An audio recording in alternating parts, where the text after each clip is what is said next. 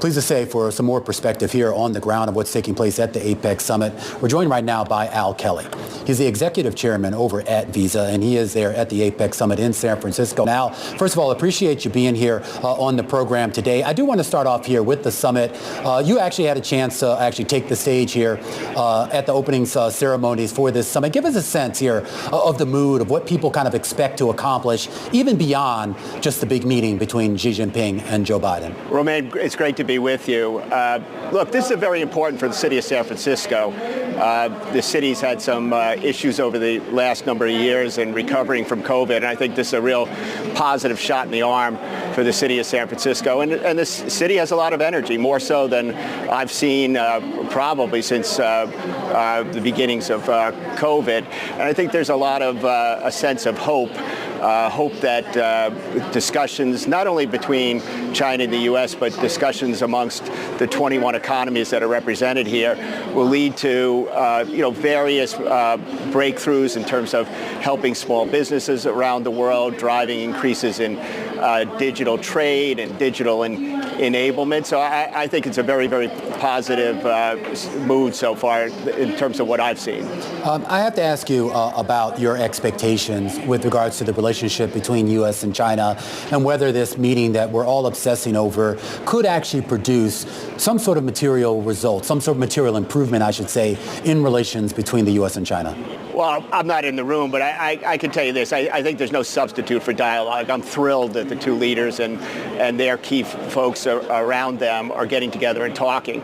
I don't think it's realistic to think on a 4-hour meeting you're going to solve all the problems of the world, but I think that it is a very, very healthy sign that they're sitting together and will touch on various levels of discussions. And my hope is that this becomes a jumping off point for more and more dialogue on specific issues amongst the most appropriate and relevant people in each administration to get together and see if we can make progress. But there seems to be a sense of hopefulness and energy that I'm feeling in terms of this meeting that just started to take place about 20 miles south of me.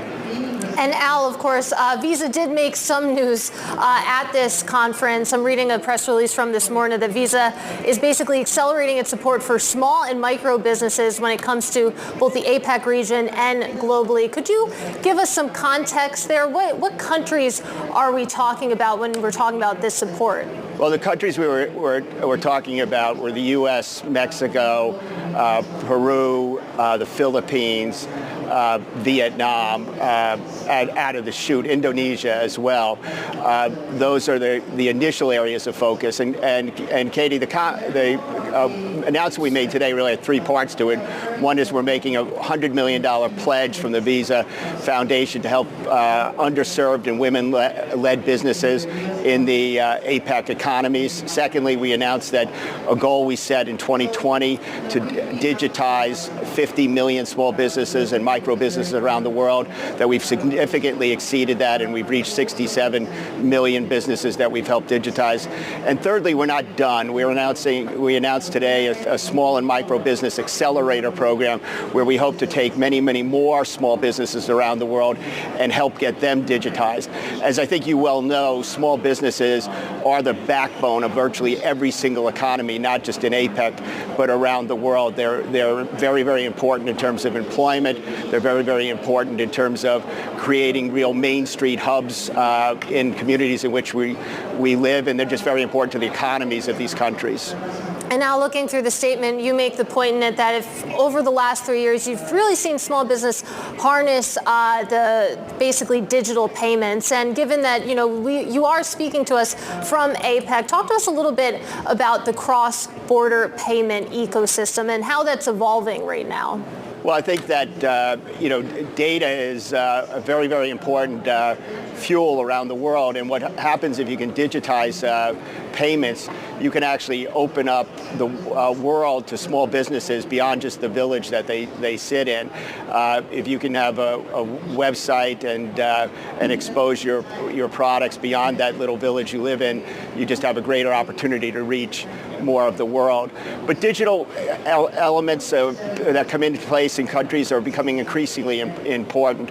Governments are realizing that if they can give out their subsidy programs and via digital means, it's much better than vouchers. It also creates more transparency in the collection of taxes.